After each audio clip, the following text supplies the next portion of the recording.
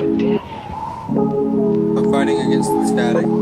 Today we're calling for thunderstorms all across the world. There's no sunlight. The clouds have been here for so long. I miss the sunlight so much. There's a ray of hope now. A change in trajectory has finally occurred for the first time in so many years. Our luck may actually be turning around. The voices may no longer call my name. Static wants to overtake my mind, but I will not slip into insanity. Not when I have so much left to do. No, I cannot rest. Not yet. I won't allow myself to give in, no matter how long these visions persist. They surround me. I want to be happy, but if heaven is happiness, and I want to be happy, does that mean death is the key? These internal forces are starting to seem more external. They're worse than I let on to you. I've been fighting for so long now, and I haven't seen a ray of sunlight in years. I haven't felt at peace in so long. My rest is constantly disrupted. My motivation continues to diminish. They said I'm growing sick, but I've been sick. They just didn't know. Or maybe they didn't care. Who knows? I'm certain he's out there. He stares at me with no eyes. He watches. Shadow. He parades as a lost soul, but he's not lost. He wants me to give in, but I won't do it. I'm determined to see the sunlight. I'm determined to avoid the static. I don't need to defeat it, I just need to block it out. I haven't felt hope in such a long time, but I have hope now. So at least there's that.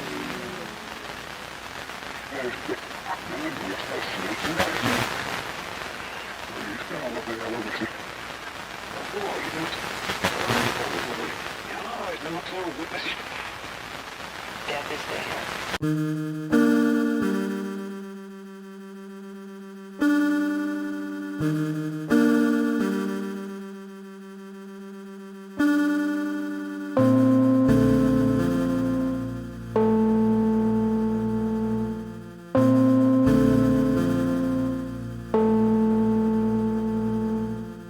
I don't see things the way most people do. I see things as they are. I notice things others don't see. Things others would say aren't there. I'm not convinced these are hallucinations. Maybe they can tell there's something different about my brain. Maybe they latch onto that, I don't really know. Medicine makes it harder for me to see or hear them, and nothing removes their presence.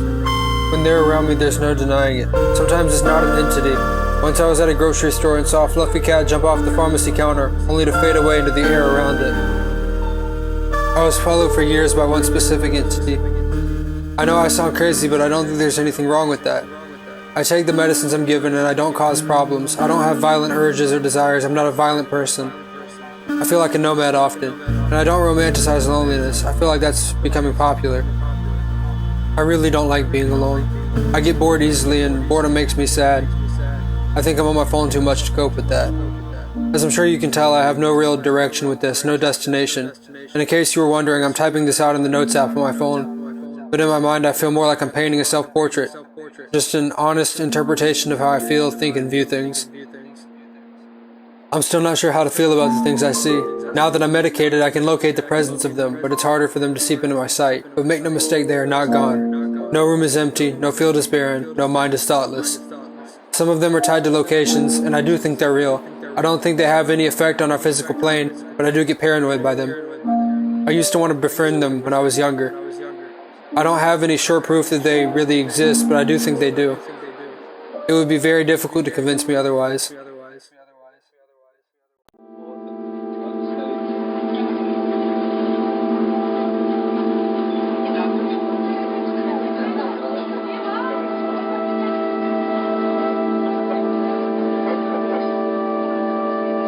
You used to meet me on this bridge at night. Now here I am alone, but I still see traces of your spirit on this bridge. We would cry, laugh, but mostly talk. I've never met someone as haunted as you. I admired your honesty, and your trust took a long time to gain and build up. I hope that I didn't break it. I constantly wonder why you stopped coming to meet me. Every night at 11 p.m. you'd already be sitting here. I'd be walking home from work and you'd look at me, sometimes with teary eyes, and you'd tell me about your day, and I would tell you about mine. I mostly rambled on about my shift at work, about the annoying customers. I tried to make light of my day in hopes that you would follow my lead, in hopes that you would begin to practice optimism, in hopes that you would like me and keep meeting me here. There were a lot of reasons I never told you anything too deep about myself. Maybe that's why you stopped coming. We never exchanged phone numbers or social media accounts. I thought it might detour you from what we already had. I hope you're okay. I miss you a lot more than I probably should. I remember the first time we met. You were already sitting there, like usual, and I thought about walking by, but something told me to sit next to you. I left some distance between us. You looked upset and I didn't want to further disturb you, and this became a regular weeknight occurrence. You would vent to me. I may know more about you than your closest friends do. Maybe that's what scared you away, that I knew too much. I really can't get you out of my head, and I regret not getting your number because now I worry. Every night at 11 I walk past a memory, possibly a missed opportunity, but I really just miss what we had. It was special.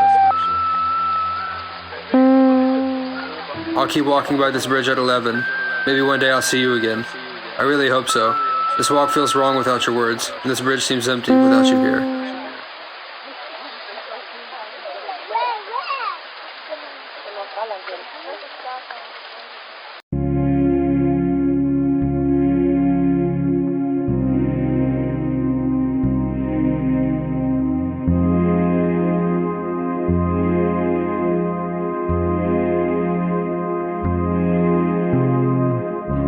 It had been a long and rough few weeks. I was tired. I walked to the clearing in the forest by my house. It was evening time. The orange sky peeked through the leaves and branches. As I walked, it became more visible. Eventually I was there. This time I was alone, or so I thought.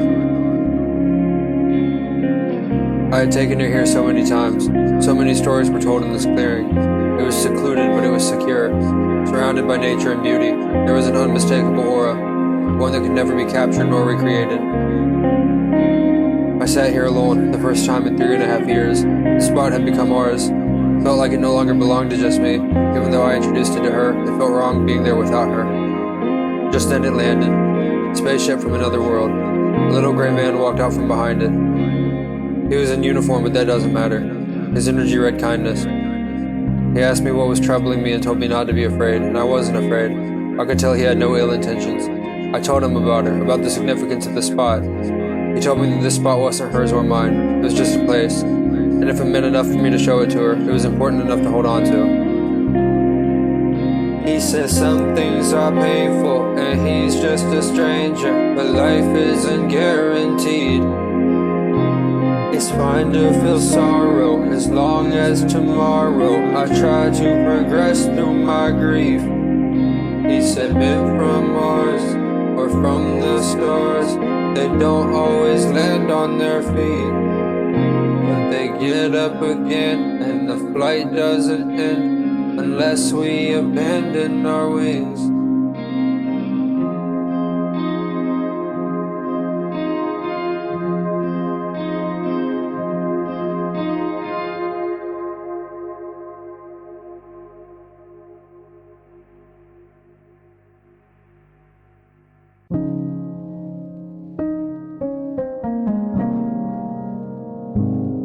Premiership.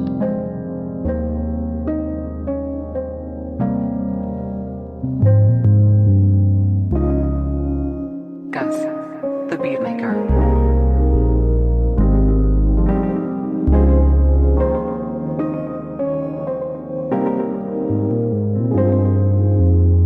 Hands. One thing I commonly hallucinate is hands. I haven't had any tactile hallucinations, meaning I haven't hallucinated touch, but I see hands pretty often.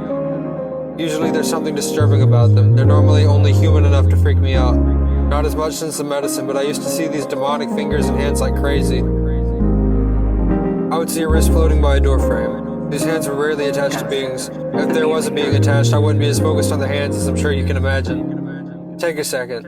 Imagine jagged fingernails looming around every corner. Cracked, unkept, long and pointy nails. These hands had no shortage of detail. They sometimes would have warts, hair, or scales.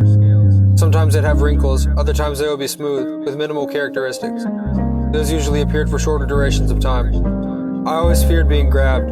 I was scared of the idea of a tactile hallucination. The visions and voices disturbed me so deeply. I was always on edge something else was on its way. I'm glad that never happened. Gus, I'm grateful to be medicated. I saw hands of all colors and many textures. The weirdest thing is that they were usually near doors. It's likely I'm forgetting some hallucinations, but I can't recall a time these hands weren't near doorways. That's neither here nor there, I guess, just an observation. With hands around every door, my focus would slip. I had a hard time keeping conversation if I was hallucinating, but I rarely called it out. I've always been a pretty open book. I just don't like speaking about it when it's happening. It has to be extremely distressing for me to talk about it while I'm seeing something. Due to this, I probably seemed very spacey for a super long time. I honestly feel like since my life has gotten more on track, I'm only now really finding myself as a person. I have a therapist as well as a psychiatrist. A psychiatrist, if you didn't know, can prescribe medicine. A therapist is someone to vent to and to get advice from, at least that's how I look at it. Regardless, his hands are more of a rarity nowadays. I'm sure things could get bad again. If that happens, I'll adjust my meds. I like to stay optimistic. I feel like that gets me through.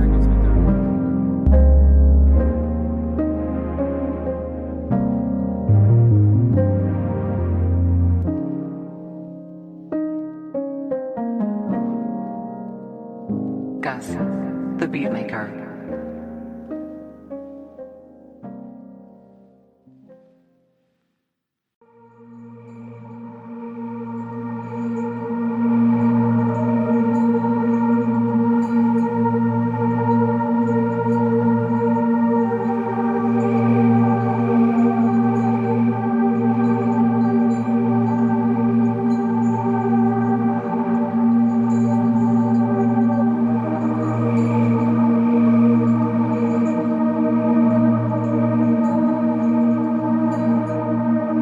It's snowy out.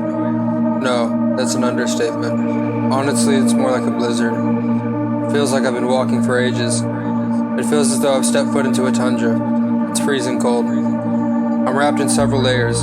Shirts upon jackets upon coats, and so on and so forth. You get the idea. I'm running on fumes energy-wise. My stamina is low.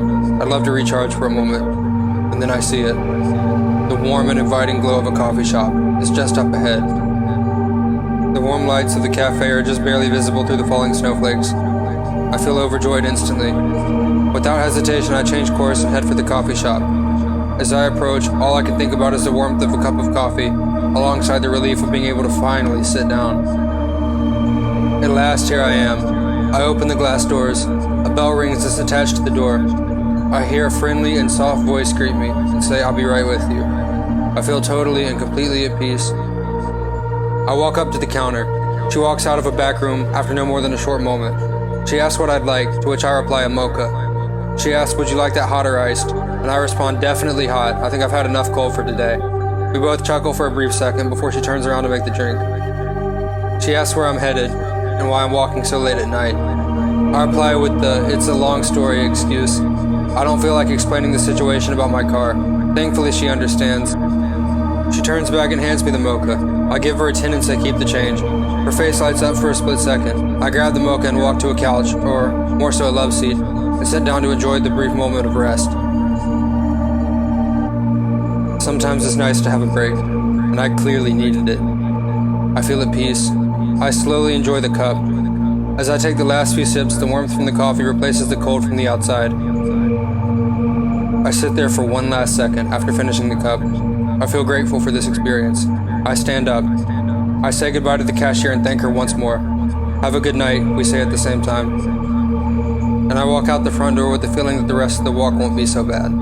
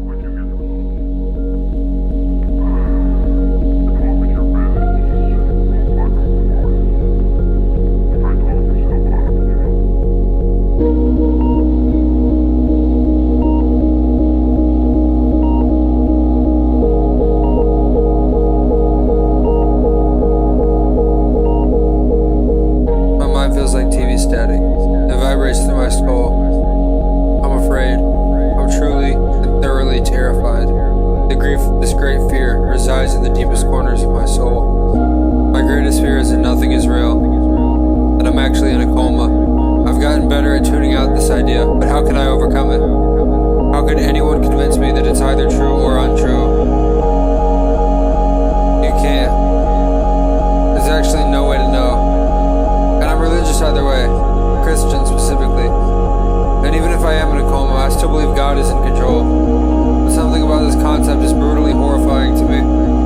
I used to fear every night that I would wake up in a hospital bed the next day. It doesn't really stay with me that much now, but I still think about it relatively consistently. I still get goosebumps when I think about it. My arm hairs still stand at attention like soldiers to their higher up. The slow rhythm of a heart monitor creeps me out now. What if I wake up one day and nothing is the same? No one I know here is real. My friends and family are all different people. Or let's say I wake up one day and I'm a different person. Or what if I'm still me but an old man? What if I've lost 60 years of my life? Imagine being 21 1 second and in an instant I'm at death's door, waiting for the Reaper to answer. I used to think I'd want to wake up, now I'm not as sure. Something about the unknown, although hypothetical, is scary. There's too much at risk, too much I haven't done that I need to accomplish, so many people I would miss. What's even scarier than missing everyone here is them not missing me. I wouldn't want them to suffer over it, but part of me is worried I'd be forgotten. Sometimes I genuinely freak out over this, like I actually panic. I hope I'm awake, but pinching myself doesn't seem to do too much good. I guess only time will tell, but for now let's just hope the static doesn't take me. And when I do eventually die, I hope I don't wake up in a gown, in a hospital bed, surrounded by people that I don't recognize.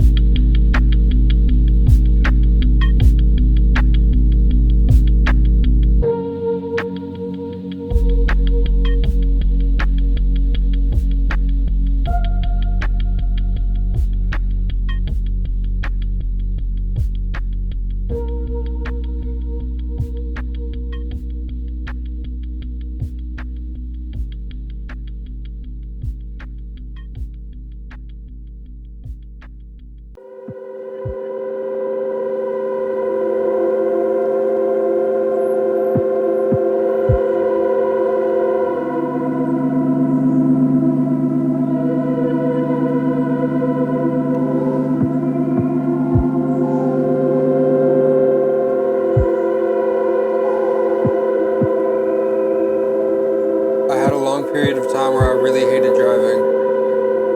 There's so many reasons. I'm already a really anxious person, so I was scared of getting in wrecks, but it's deeper than that. I worked at Domino's for a while as a delivery driver. I actually started this job in the attempt to get over this fear, and it worked for a while. It was a good job. I enjoyed being able to listen to whatever music when I wanted while working. My hallucinations were already on a steady incline during this time. And let me prefix what I'm about to say by saying that this is not the sole cause of my driving fear. This is rather something that furthered it and made it worse. But I started seeing deer on the road as I drove. It was more so at night, but as I'd get up closer to the deer and slow down, they'd vanish into thin air. Sometimes they'd morph into real things like mailboxes or signs. Other times they'd actually just fade away into nothing. It's funny, I felt like a deer in headlights because I was seeing them everywhere. This actually ended up being the main reason that I quit that job. It was dangerous. There were other small things, but I could have worked around them. This I couldn't. Another reason I have a fear of driving is because I used to have premonitions. This was before I had my license, so I'd be in other people's cars. I would be in the passenger or back seat. The wreck happened differently every time. It was often raining, but not always. The only thing that stayed the same was the location. We'd be right by my house in the neighborhood. We'd flip or skid or hit something or something else. I'd end up on the road outside the car on my back, and I'd draw my last breath there. Another reason I hate driving is due to my anxiety about it. I've done a lot of thinking, and a big reason I have so much fear is because I allow it. I let it override my sense of reality. I mean, of course, there's always the chance of a catastrophe, a wreck, but I'm a pretty safe and attentive driver. That probably won't happen. Nevertheless, it's almost completely better now. I still dread driving sometimes, and I can't do it for super long periods of time, but it's improving. I'm making progress. That's all anyone can hope for, right? Progress? The static finds its way into my mind, but I won't allow it to continue. I will take back what's lost. I can't let myself keep slipping. It hurts too much. It's such a terrifying feeling. Luckily, things are getting better. Things have finally started looking up, and I'm so grateful for it. I'm really grateful to not be a deer in headlights. I'm now a person trying to finish regaining control. I think I'm navigating that okay.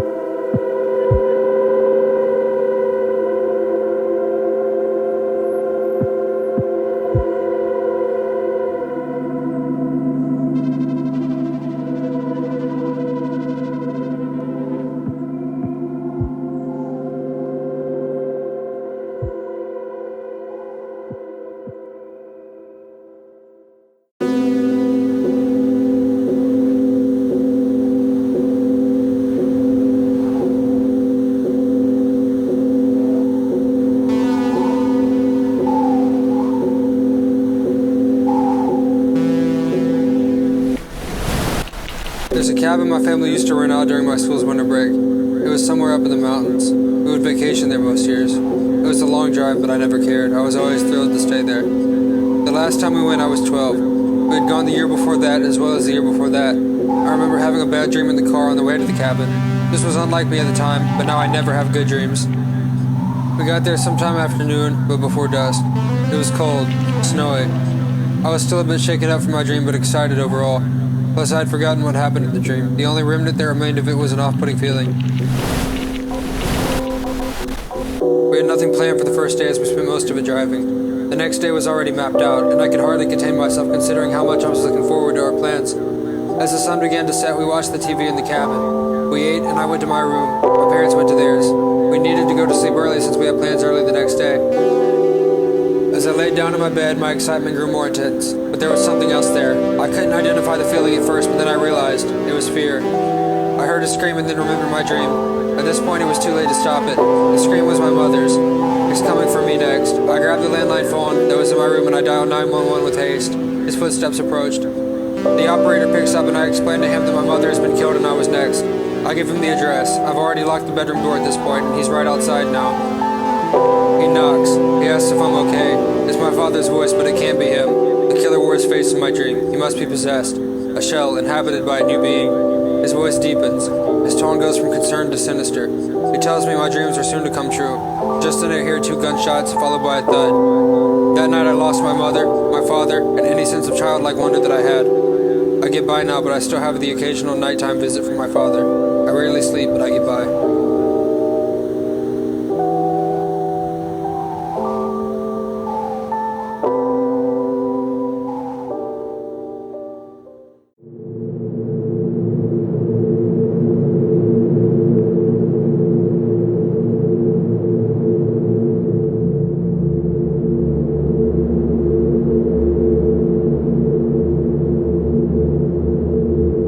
Train tracks I know of, you should not walk on them, but if you do, you should know to be careful. There's a man, if you want to call him that walks on them 24 hours a day. This being never sleeps. He's never been seen doing anything but walking. He wears a cloak, a robe-like garment with a hood. He has dry, bony hands with peeling skin. I've never seen his face, but I think I'd rather keep it that way. I've only heard stories, but I have no evidence of what his face really looks like. He's a danger to encounter. He's nothing but a trickster. If you see him, you don't need to run. He's dangerous in a different kind of way. He's perfected manipulation. He likes playing with his prey. When I encountered him, I was walking the train tracks one day. I was putting pennies on them. I planned to later come back and grab them after they were flattened by the train. As he kneeled to lay my first penny down, he approached me. It seemed like he came from nowhere. He spoke with a raspy but somewhat high-pitched voice. He asked me why I was here, and I explained to him about the pennies. He asked me what I desired most. What would I do to obtain it? What is it worth to me? He told me he could show me riches beyond my wildest dreams. Fame and respect for anything I did. I could have talents I never thought possible. All I needed to do was shake his hand. Before I could answer, I heard sounds of a train. It was coming in the distance. When I turned my head to look in the direction of the train, he vanished behind me. Gone. If that train hadn't come, I may have taken him up on his offer. Honestly, I'm not sure. I feel like the train was sent from God, and I'm grateful for it every day.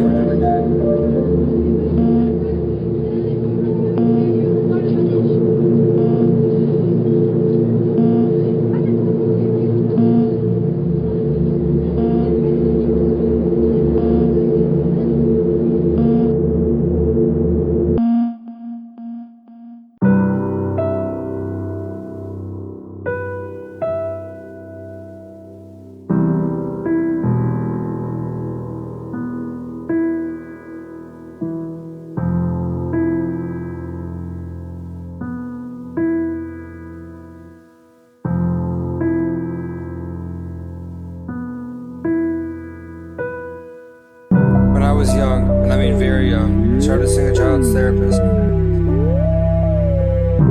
I was a weird kid, and I saw him for as far back as I can remember. I never told him this, but one of the first times I hallucinated was at his office. I was fresh into 6th grade. I was 11, I'm pretty sure. There was a playground behind the building he worked in. I walked back there while my mom stayed in the waiting room inside. I had already hallucinated once or twice, but only audibly. By that I mean I had only heard voices. The first time I visibly saw anything, at least that I can remember, was this day. As I stood near the playground, to my left was a field, and to my right were trees. Trees were also ahead of me. They were behind the playground. I stood facing the playground. It was centered in front of me, and out of nowhere, what felt like a powerful force pushed me to my knees. The sky erupted into a dark purple and orange color. There was black lightning above me, as well as dark, thin clouds. The playground incinerated. The trees were charred in an instant. All leaves burnt to a crisp. The trees looked almost like charred spikes emerging from the wasteland below. The field to my left melted into a lake of flames, and I felt the despair immediately. I heard wails and cries all around me, screams for help. This was the second time I heard these cries. They would say things like, "I'm drowning, help," or "Jesse, save me, I'm suffocating," or "I'm burning," all sorts of horrible things. The scenery felt all too real. It was desolate and barren, yet infested with voices all at the same time. The lightning was black, but seemed bright. This place baffled me. And just as quickly as I was brought to my knees, I was released. Everything went back to normal almost instantaneously. It all felt so sudden and brief, but it was also so drawn out. This was a place of havoc, surely. I had my session that day and mentioned nothing. There was another thing I saw right after that hellscape. I saw a black figure emerge from a mirror that was on the playground. It followed me for years after this. It told me its name, but I refused to repeat it. I don't see it anymore. That gives it power. It was at least 7 feet tall, skinny, faceless, dark shadow on a 3-dimensional plane. It appeared in daylight and in darkness, and it rarely left. Polluted eyes, static in my skull. Polluted eyes, what I see is never dull. Screams and cries, but I have to let you go. I wish I could, but I can't save you, oh no. Polluted eyes, static in my skull. Polluted eyes, what I see is never dull. Screams and cries, but I have to let you go. I wish I could, but I can't save you, oh no. Spirits in the air around me, fear that they're all staring down me. Seen them with my own 2 eyes. Demons in the darkest corner, scheming, laughing, trying to smother me in fear with terrible lies. Looking for a way to stop it, where's my mind? I think I lost it, left it in the past by mistake. I'm scared I'm gonna lose my mind. Through the years I'm lost in time, I hope I don't go fully insane. My eyes are polluted, but my intentions are good. I hope you don't think less of me. Wish you the best.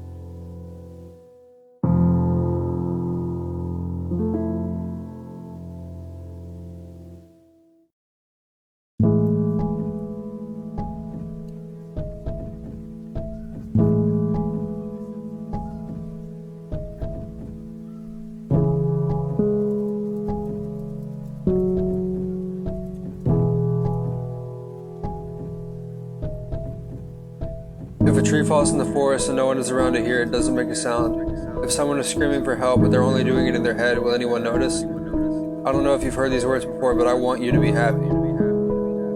I saw what professionals refer to as hallucinations for years before bringing it up to my psychiatrist. I didn't see it as something that could change. I didn't consider that medicine could help. Now I'm on that medicine and it works very well. I now rarely see disturbing things. I still get paranoid on occasion, but that's not as often either. I give you that information because even if most can't relate to my condition, you can relate to needing help. Everyone will at some point need help with something.